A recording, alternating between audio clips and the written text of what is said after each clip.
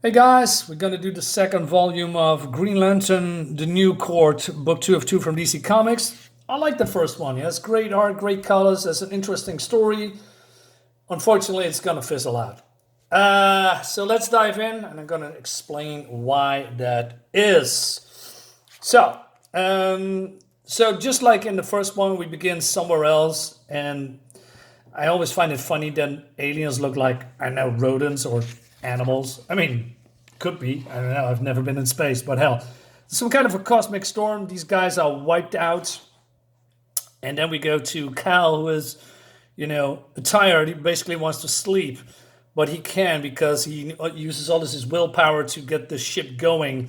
So, one of this guy, I forgot his name, says, "Hey, we got a Samaritan house." Is that how you say it? He wasn't been there before. There's nobody around, but it seems that I don't know. They can just park and eat food there somehow, right? And but then so the Russian girl says, "Hey, Hammerun, that's his name." He said, "We better wake the lantern because they've been hunted by the law." And this is the judge, and the judge has sworn to personally, put these guys away. So he and his, robot force is hunting the Green Lantern and his crew, right? Because they need to throw him in jail or something for life.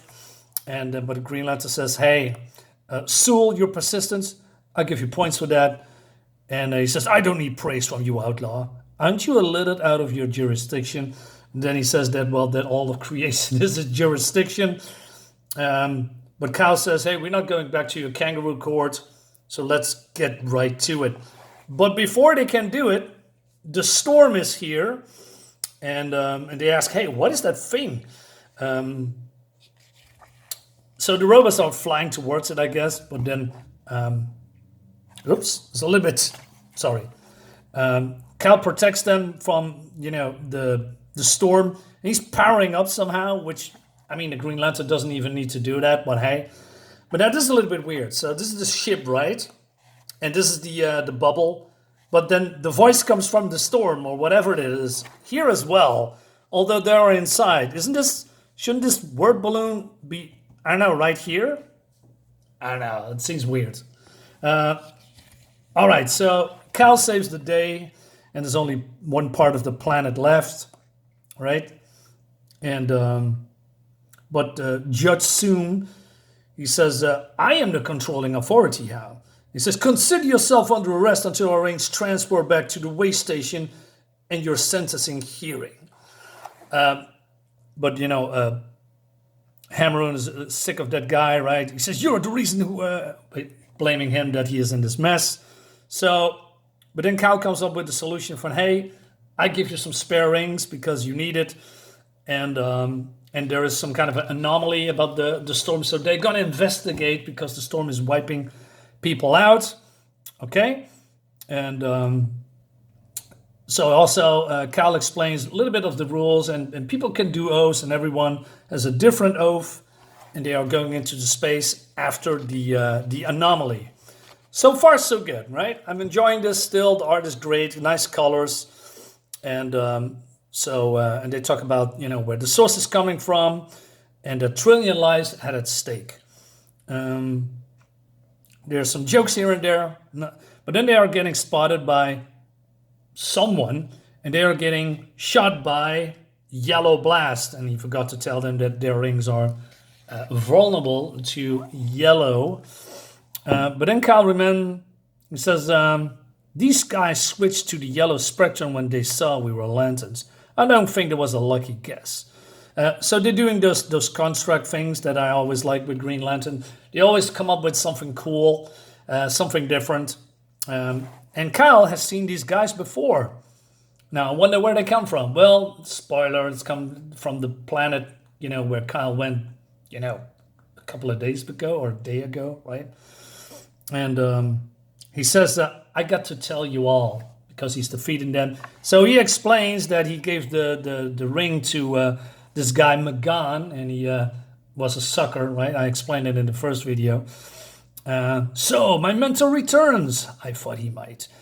I shall have to show him what I have accomplished with the ring he gave me. But then some kind of a brain here, right? Telling him that he's wrong. He says, I know he will not be pleased. I know I will have to kill him. If you are able, Magan, after all, he created you. And that will be his undoing. All right, so it's going to be a showdown. Well, the cover says it all, right? Meanwhile, the crew is not happy that he gave him to a van. It seems that there are some, I don't know, plague to all sentient life forms for whatever reasons. Scourge of the universe and all that stuff, right? He says, okay, I get it, but it's 5-1 against. We'll take him down, no problem, and we draw his membership, right? So you said 5-1, pretty odd, son, unless the one turns out to be a whole rotten planet. All right. So they're belittling him like very bad. Any ideas, Lantern? We're waiting. I like that. A little bit of humor here. So, and this looks absolutely cool. So Magan and his troops are, going in to take down the Lantern. And they're having a fight, right? So, but there's all a distraction. So strategy here, as they mentioned. So Cal is, distracting, the rest of them. And these are going to the surface of this planet because they are looking for someone here. Maybe the source of the anomaly, the storm. All right. So this guy, Magan, wants to take him out personally. I will take his life and his ring. But then Cal says, sorry, Magan, there's a couple of things I forgot to mention. Again, looks cool. He explains that his ring is not vulnerable to light. And also that he didn't teach him everything he knows, right? He says, I learned the yellow flaw on my own. I discovered many things about the ring. So he grabs a spaceship with people in it, and he's just blasting or crashing into others. And, Cal has been blasted away. So he has no problem taking out his own men to get what he wants. And so they are looking for some kind of a strong point, right? But then, the planet is still shooting at them. But then they are, there's someone behind the wheel here shooting at their own fighters. That's some fine shooting. We have a comrade on this world? I suspect the trap only deepens, Anya. They had us dead inside, Sewell. I do not fathom the deceit, simpleton. So they're having a back and forth. So, Sewell is not trusting, but this guy's a little bit too trusting, right? So they're going in, and they are seeing this guy who is alive, and there is a voice talking that he only, controls this creature because he said, hey, I'm Fotis, I need your help. And so they are looking for the Fotis guy, right? Fotis is calling us to our deaths, he says, Sewell. You may be right, Sewell. I sure don't like the look of that place. Some kind of a fortress. Where are the troops? Well, the troops are dead, I guess. Oh no, they are in agony. Who does this to them? I have accessed their pain centers. I am Fotis. That's who you are, but what are you? I am the creation of Magan. Magan created me to aid him in his conquest. I am the brain of this planet. Wait, what? The van must be stopped. You want us to believe you would betray your maker? Magan believes me to be only a slave. Without his knowledge, I developed a self. Can we help you? Yes, lanterns, at the risk of your lives. So convenient, right? That all these creatures or whatever this living brain is turning against his master. I mean, why? But plot armor, I guess. Anyway, so this is some kind of an inhibitor. They need to, to destroy it. So Soon says, how do we know you're telling the truth? You're Magan's creature after all. The cost of your suspicion is a high one. The antimatter storm Magan's birth threatens all civilizations in this sector. Even now it sweeps across the outer frontiers of the galactic core. Billions have already died on the outlying planets. All right, so he explains then what happened, or what's going to happen. The storm comes up at the utmost, almost at the speed of light. By the time their furthermore sensors discern it, it's too late. No matter how they plan, there is no defense against it. There's no time to escape. The light of the sentience will go out in this galaxy, and darkness will reign with MacGuffin as the Lord. So what can we do? He says, remove the inhibitor. We need to hurry, right? Because it seems that MacGuffin uses his pawns who are brain dead because he's removed their brains and now becoming zombies, working for him. So Hammerun says, "I'm going distract these troops while you work on a solution," because he's the smallest target, he thinks. Meanwhile, MacGuffin is still fighting Kyle Rayner, right? So MacGuffin is thus doing the monologue how it all came to be. It began with your miraculous gift. I was redeemed. I was a hero in the eyes of my followers. You see, on the day you found myself and my people on the brink of annihilation, we were not martyrs to a cause. We were this planet's scourge. Our enemies were so nearly successful in wiping us out forever, but your intervention saved us and allowed me to enact the dreams that has made us criminals to the rest of the Van. An engine run by an immense computer brain. A planet-moving engine that would take us to a new era of the second Van Imperium. Okay, I'm going to say something about that. So, now, look at this BS. To move our world into the gravity well light years distance. And there, in the event horizon, everyone was trapped in stasis. Matter, light, even time.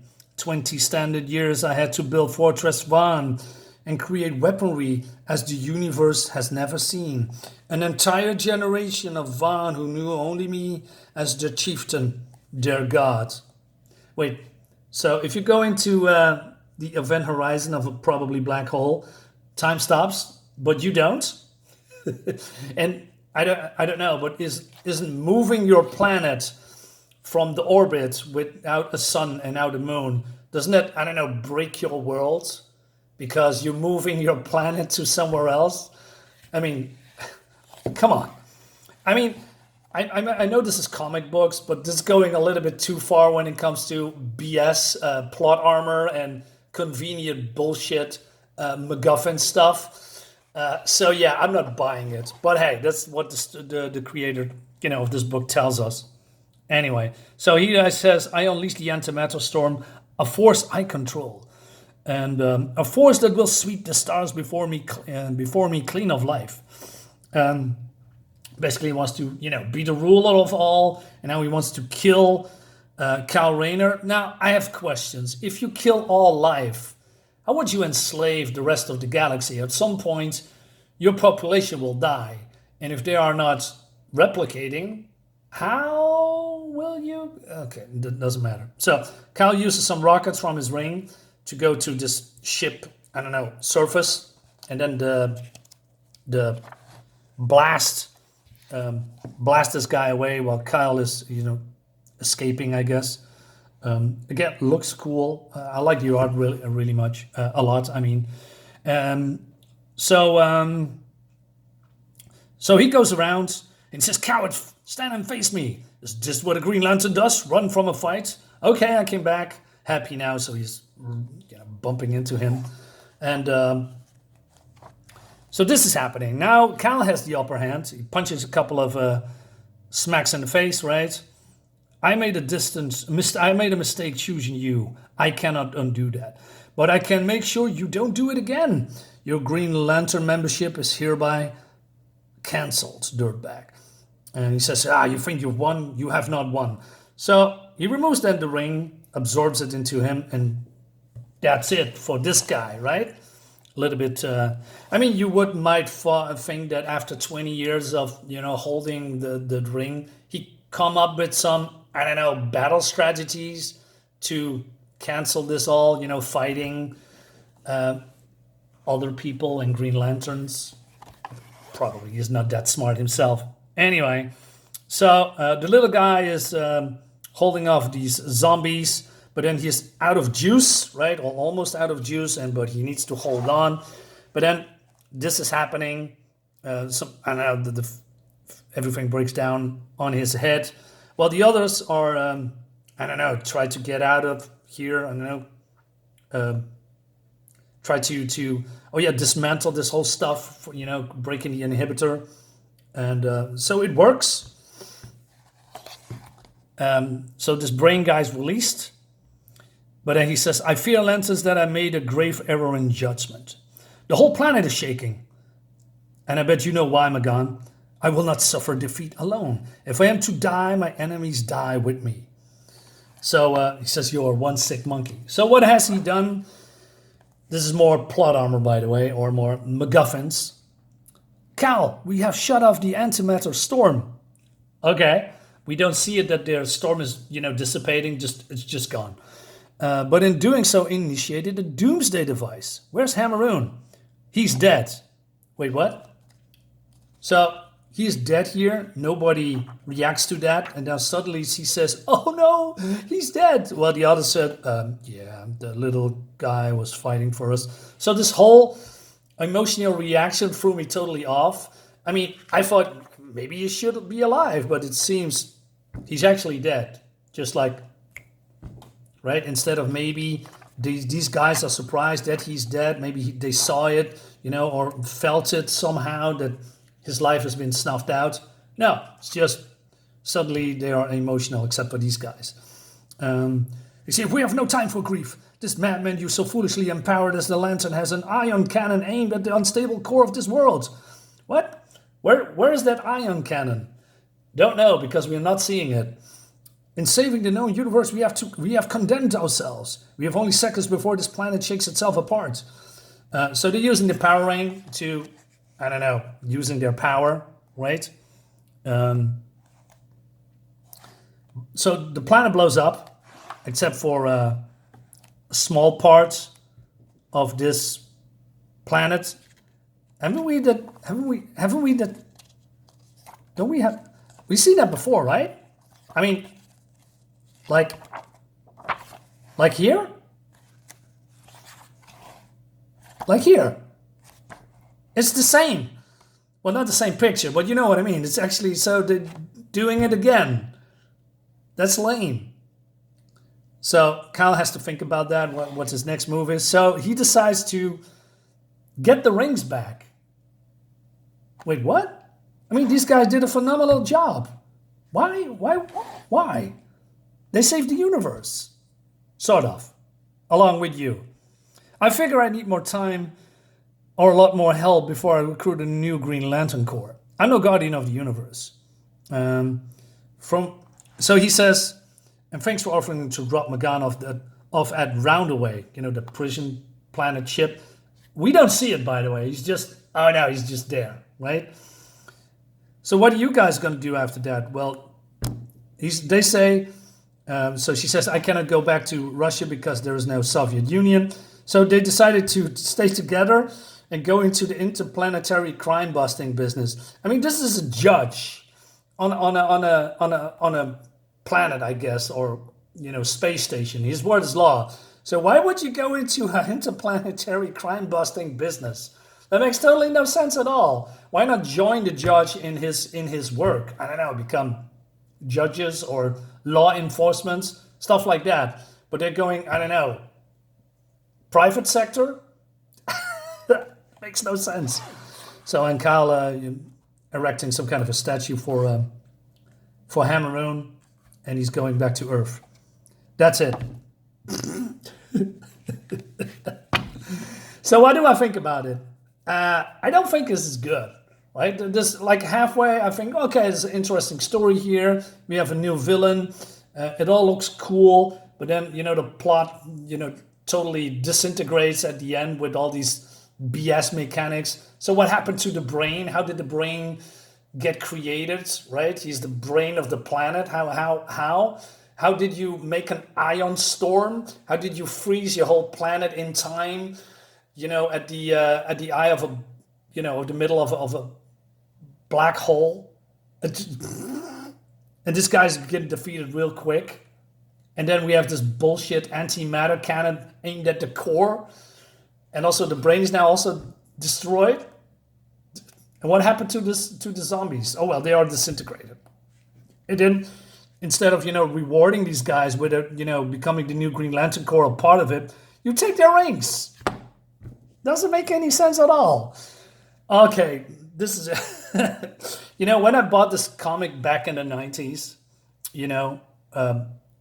my perception was way off. I think, oh, cool art. This is the reason why I'm doing all these older videos, to see if all these comics from back in the day that I bought new or secondhand still holds up. Well, most of them do, but not always. I mean, there was a waste of potential. So guys, let me know in the comments what you think about this. See you next time. Bye-bye.